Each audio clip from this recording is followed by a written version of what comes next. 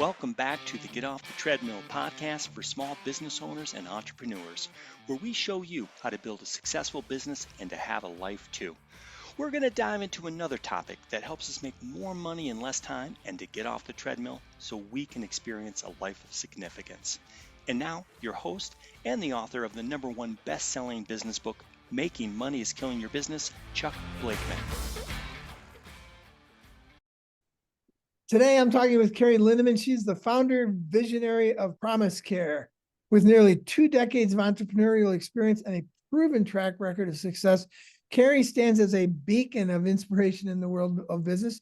She's the founder and visionary of the thriving home care company called Promise Care, dedicated to serving seniors, and she has honed her skills in leadership, compassion, and serving her clients. She's driven by a passion for helping others succeed, and I love that about Carey. I've seen that myself.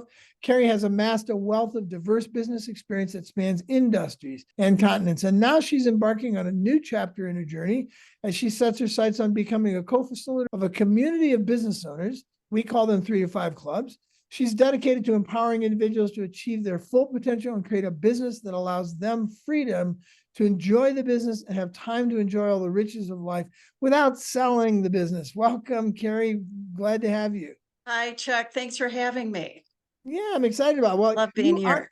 You are selling your business. It's pretty exciting right now. Promise Care is by the time this comes out, if things go well, the Promise Care will be sold. And if it doesn't, we'll cut this out of the interview. But we're excited to have you selling that, not so that you can quit, but so that you can start this new chapter. Tell me a little bit about your this idea of where you founded, how you founded Promise Care, and what you were the visionary that came up with that idea. What caused you to come up with that idea? And then we'll get into the idea of what it means to live in community with other business owners and how valuable that's been to you. But let's start with, what is Promise Care and how did you come up with that idea? Well, it was pretty accidental, actually. I don't have training as a nurse. I have training in business. I love business. And what I did is because I love to learn, I went, took this course at my church, which was lay care ministry, that taught me how to serve people all over. And I wanted to be a grief counselor for young women. And I didn't get the opportunity. And I called and I said, well, where do you need help? I'm not getting, the opportunity to help these women. They said, well, we really need help with senior care, with visitation. I said, you're joking, because I don't even really like old people. And I don't know if I can relate, but I'll try. I'll do it.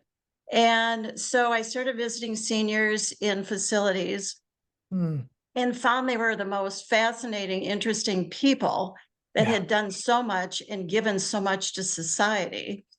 And in these facilities, some of the ways they were being treated, highly educated people that had done great things, I didn't like how they were being treated. So when I decided to start a company, I thought, I want to give back, and I want to start something that, I can appreciate these people and give them the kind of care they deserve.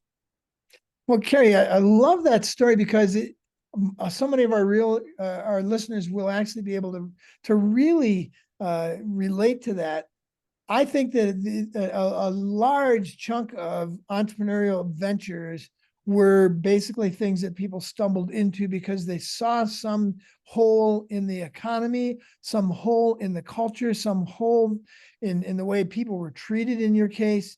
And that's what entrepreneurs do. That's how they respond to the world around them. I got this life statement out of a book when I was like 21 years old. And I said, yeah, that's me. And the statement is this, from a guy who was very entrepreneurial. His question in life was, why do what others can and will do when there's so much to be done that others can't or won't do? And that's exactly what you did here. You saw something where people were not treating people well. They didn't do things. There wasn't a company doing what you thought somebody should be doing. So you filled the hole. And I just want to recognize that because it sounds, we always wonder how people come up with these ideas. And really the reason we come up with ideas is because we care about the world around us and we're trying to see, where is this not working? How can I fill a hole? And you did. So kudos to you. That's fantastic. And I think how your philosophy kind of applies to this is movement creates a plan. I Yeah. did not have a plan to do this. I just went out there and started working with people, and it created an idea. It created a passion for me. And I wanted to do, more of a boutique type business where it was about the relationships. I could see that people really need relationship. And it doesn't matter where you are.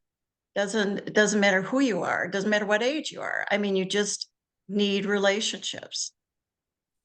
Boy, and isn't that the truth? And sure enough, the neurologists and a lot of social scientists have shown very clear correlation between not just how long you live, but how well you live when you're older, relative to, do you have relationships that you care about and they care about you, and specifically, somebody else that cares about you. So knowing that you have that as your marching orders for Promise Care, that's a really valuable thing to people who are in a home or at home by themselves and just don't have those relationships, to actually bring that in and structure that.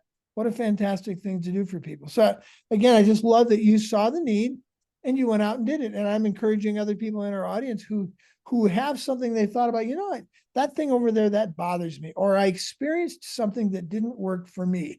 One of the more famous examples was the underwear company Spanx. Sarah Blakely, I can't remember her name. Blakely, right. Yeah, but she had some underwear that weren't working for her, and it kind of bothered her. So she rearranged them, and then she made some for somebody else, and off she went. And she was selling fax machines. Was she? Okay, I didn't know that. Yeah.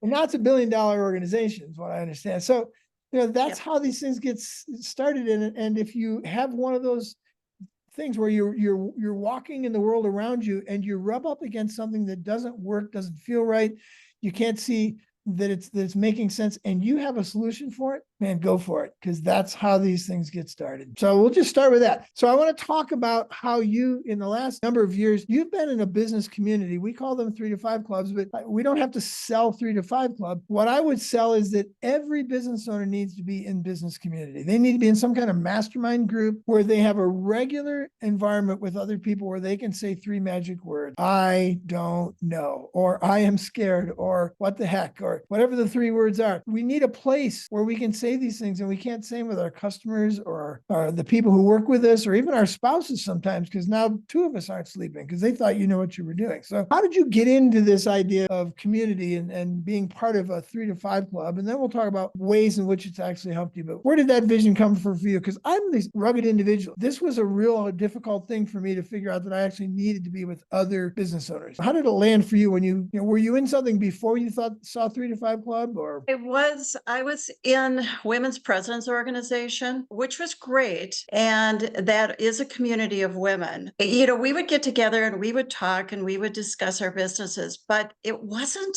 as structured as I would have liked. Where 3 to 5, after reading your book, meeting you and getting to know the clubs, there's structure there. There were real concepts that I could take and use. And the other groups I was in, I never felt like I had that structure. Like I could really take the 2-page strategic plan and work it. And what I also like is that things are simple. They're not complicated, because I am somebody that if it's too complicated, I'm not going to bother with it. I'm with you. I need something I can understand. I need something I can grasp and I can use. And I think something like the 2-page strategic plan, the freedom mapping, those are all things that a visionary like myself, who avoids all those little tasks, that you have to spend time with. If it's hours and hours and hours, I get exhausted. So the concepts of 3 to 5 are simple, easy to grasp, and anybody can do it. I love what you started with, that you were in community because you knew you needed it. I wish I'd have gotten into, coulda, shoulda, woulda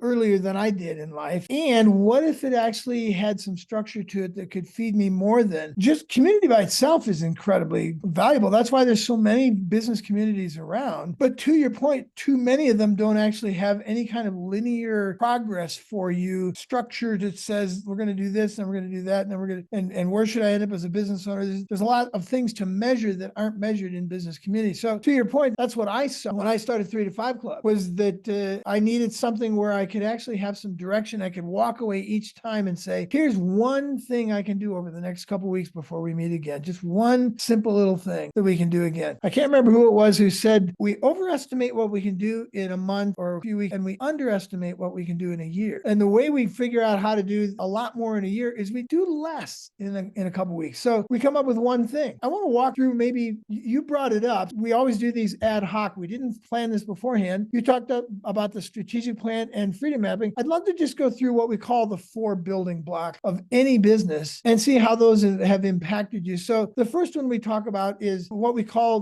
lifetime goals, or the big why. What are you using your business to build for you personally? Well, how did that impact you? You probably already had some sense of a big why before you got into 3 to 5 Club, but that's one of the things we talk about a lot is what are you doing this for that's bigger than just running your business? So how did that land for you? How did you hear that? And how did you apply that? The big why, which I love, and I know this is something great if I was to be able to come up with it. And I kept relating it to my business. I kept going back to my business because that was how I identified myself, was through my business. Yeah, and I want to, before you keep going, sorry, I'm interrupting, but I didn't let our listeners know how we describe a big why. It's really simple. Again, we keep things simple. A lifetime goal, or a big why, we use those interchangeably, is a goal that you can never check off as complete. You can check off, I want $10 million, I want a big house, I want to sell my business, all that you can check off. Those aren't lifetime goals. A lifetime goal is something like, I want to be a contributing member of a nonprofit for the rest of my life. I want to be a great mom. I want to solve poverty in Africa, which probably will take you the rest of your lifetime. So they don't have to be giant, but they have to be continuous, something that you can do a little piece of every day. I can be a great mom today, but then tomorrow I get up again and I get to be a great mom again. I can give a check to my nonprofit today, but then next month I'm doing it again. So that's a big why. It's continuous and you'll never be able to check it off as complete. So let me put that in there and then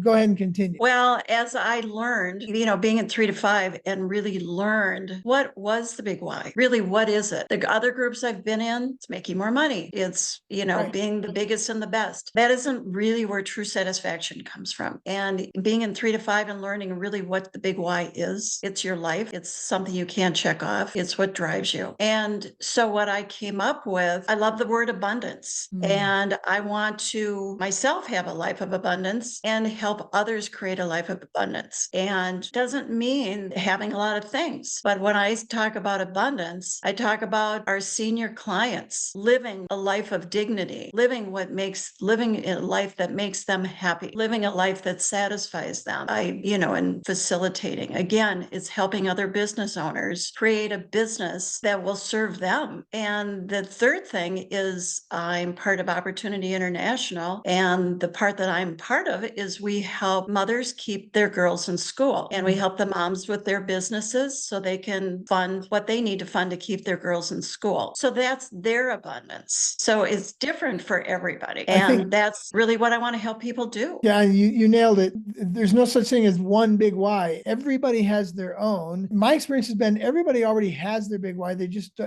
haven't given themselves the permission to uncover it, to find it inside themselves. And it's generally something that comes from our childhood, a lot of times from a deficit in our childhood. So mine is to live well by doing good, and specifically to do that with small business owners, but to do that with people who don't normally get the break they need to get, because that was my childhood. Deficit was I was invisible and I didn't get the breaks I needed. And so I want that for everybody. It's generally something we've all got, but we've got to uncover. That's right. And it takes time, but 3 to 5. I mean, I think I still would have been going on and on and on, just, rumbling all these different ideas around in my head. If I hadn't had that community to, I can throw it out there. I can talk with them. People can say, yeah, that's sounds, or that really doesn't relate to a real lifetime goal that's going to live on. And I had help. I mean, they said, talk to people that know you, have them, say how they would describe you. All these words, all these ideas, all these things help me to really nail it down. Yeah, and we go through our Big Whys in 3 to 5 Club every January. We've got a workshop, a self-guided workshop you can use to help you uncover yours, not to find one. It's already in there, but we've got a workshop that can help you do that as well. So I love that you mentioned what I would call the fourth. We'll jump to the fourth building block, which is outside eyes. First building block is having a clear vision for your life, what we call a big why and a lifetime goal. And the fourth building block is outside eyes. You found in the group with people who had no dog in the hunt with your vision. They could be clear-eyed and objective and say, yeah, that sounds like something that works. Or, hey, Carey, what about this? And that was something I missed for the first 25 years of my business life. I didn't expect or think that I needed outside eyes like that. Oh my goodness, how valuable has that been to be in a situation where people can call BS on my life and then be an encouragement to say, hey, I see this in your big why. I see that in what you're doing. Have you thought about this? Tell me how being in community itself and having the outside eyes factor where you could just bounce things off of people, how has that helped you?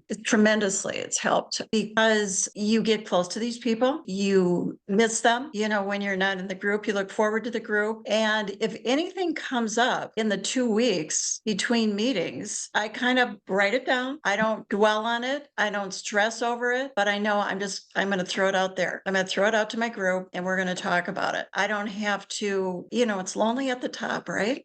It's lonely. As a business owner, it can get really lonely. Yep. So I really look forward to those meeting times when I just throw it out there. And I love hearing other people's ideas, not only for my own problems, it's not really problems, sometimes conflicts, but I love hearing theirs as well. And we get ideas from each other. Exactly. Sometimes it's opportunities. It's not a problem. It's like, hey, I've got this new idea. What if I cut my underwear off and made $1 billion company out of it? So sometimes it's an opportunity. Right. And it's just some of those things you can't talk to the other people necessarily in your company about it. Right.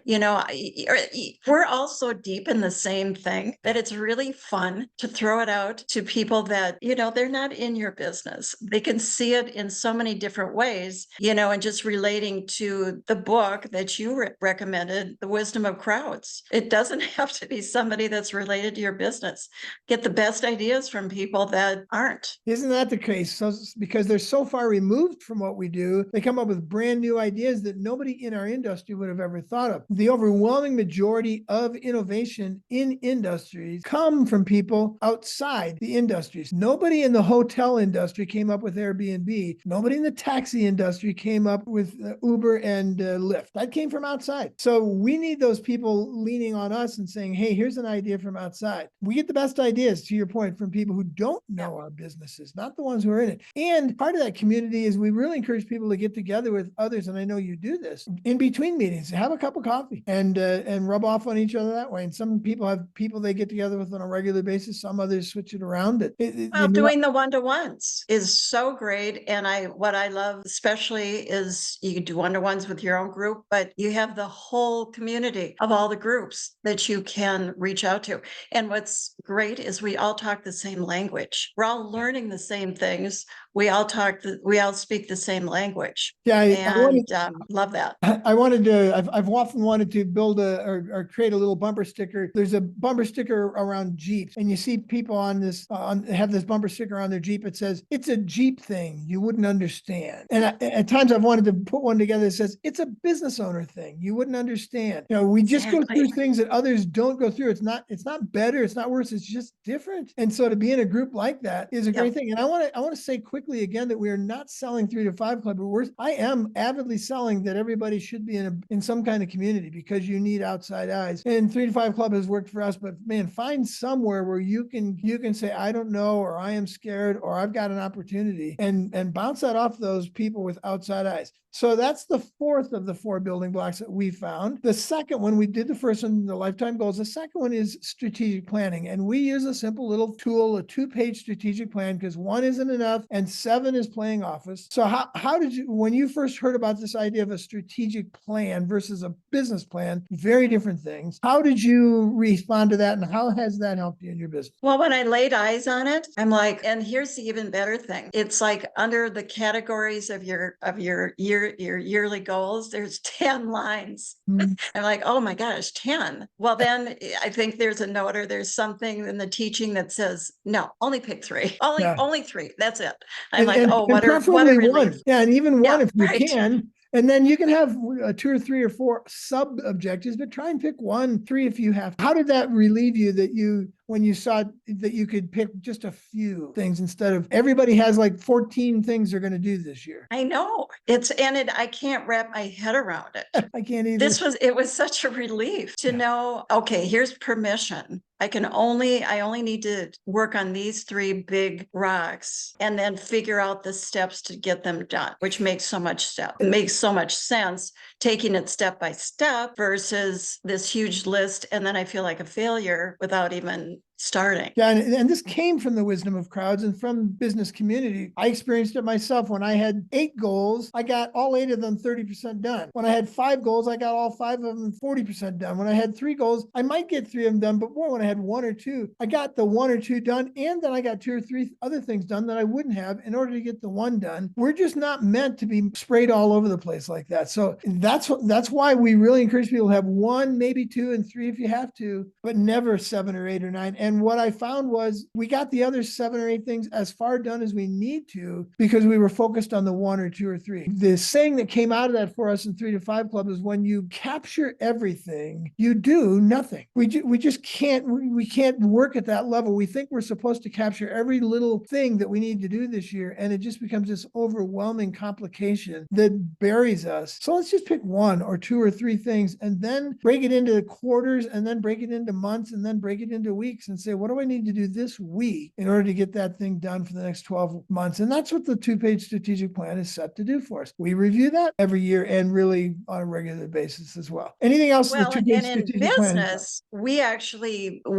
meet on it with it once a week. Excellent. Because things change. Yeah. Things change and you don't want to lose sight of what you're working on. And isn't that's so different than a business plan? We were taught in business school that you put together, you're some kind of genius who can put together a 12-month plan December 31st and then just run it for 12 months. Life gets in the way. It doesn't work that way. We change our business, our strategic plan, sometimes weekly. We look at it every week and we add things, we take things off every week because life is dynamic. There's no such thing as a 12-month plan that you just run. You have 12-month objectives. Here's the one thing we want to accomplish this year. Now, what do we do this week? And that changes on a regular basis. So I love that it's rolling, dynamic, flexible, and actually responds to what's happening in my life instead of me feeling like a slave to this business plan that I put together December 31st. I love that you accentuated that. Well, it's something you can actually carry out. I think a business plan is, you look at it and it's so complicated that it's just like, it's a someday thing.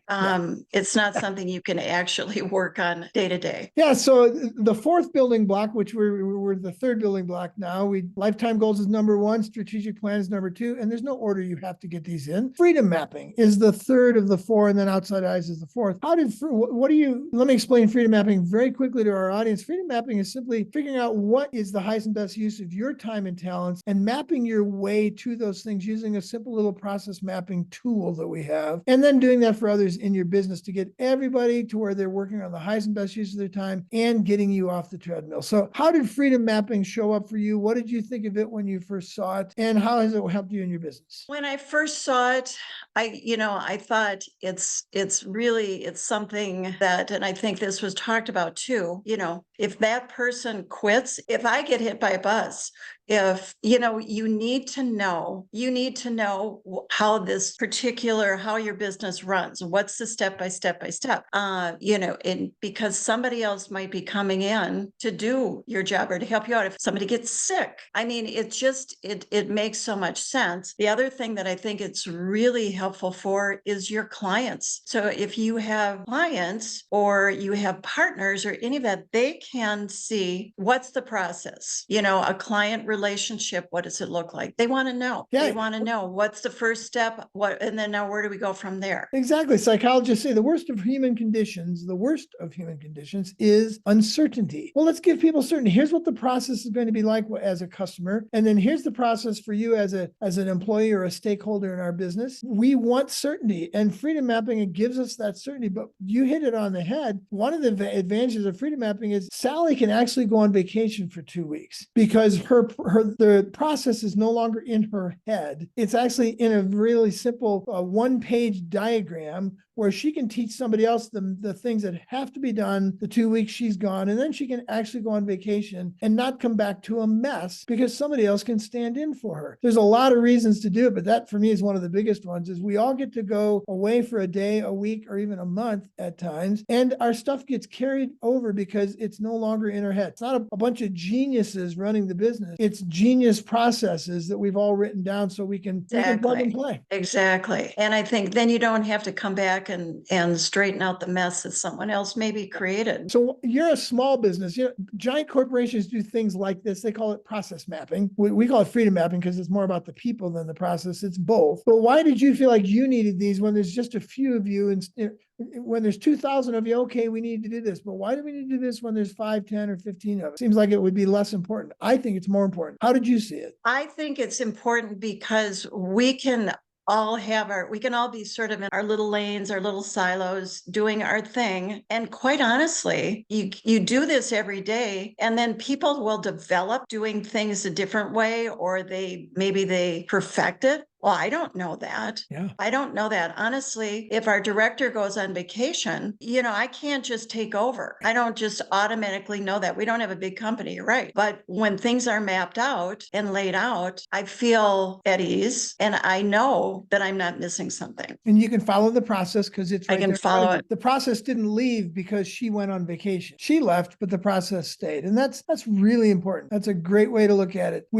I would say the smaller your business is, the more freedom mapping is necessary in your business. If there's 2 of you, holy cow, boy, do you need freedom mapping, because when there's 2 or 3 or 5 of us, we all wear 4 or 5 different hats, and we're doing things, to your point, we're doing all these complicated things that nobody else knows about because they're all busy doing their thing. And then you go on vacation, or you take a different job, or fill in a blank. It leaves in a tremendous hole in a 4-person business that it wouldn't leave in a 2,000-person business. So this has been real freedom for me to map my processes, map my way to freedom, and everybody knows what everyone is doing and can step in for them. And the process is right there. It's written down. They don't have to be confused about it. Exactly. And I think even more so today, because people are working remotely. Yeah. We're not working side by side each other in an office anymore talking. Don't talk to each other like we used to. And so I think it's even more important to have this in place. Well, we just touched, we're actually a little over on our time here. We like to keep these short, but important to help people see the 4 building blocks. And more importantly, the idea of getting into a business community. Yes, you can join a 3 to 5 club, great. But I would strongly encourage you to become a recovered John Wayne Rugged individualist like I am, and find your way into business community where you can actually get outside eyes and get some real direction in your business. Carey, it's been a pleasure to have you here today. We just scratched the surface. We'll have you back for some other things. And Thanks, Chuck. Thanks for having me. I mean, I could talk on and on. It's just, there's so much that's really exciting. Yeah. Well, we're excited for your passion. We're excited for you and where you're going in your next stage of business. And let's do this again. Thanks, Chuck. Thank you. That wraps up another episode of the Get Off the Treadmill podcast. If you found this podcast helpful, please subscribe and hit the like button to ensure you are receiving the latest tools you need to grow your business and to get off the treadmill. If you want more information on the 3 to 5 Club, the Crankset Group, or to book Chuck as a business advisor, speaker, or workshop leader, you can contact us at grow@cranksetgroup.com. Until next time, have a great week.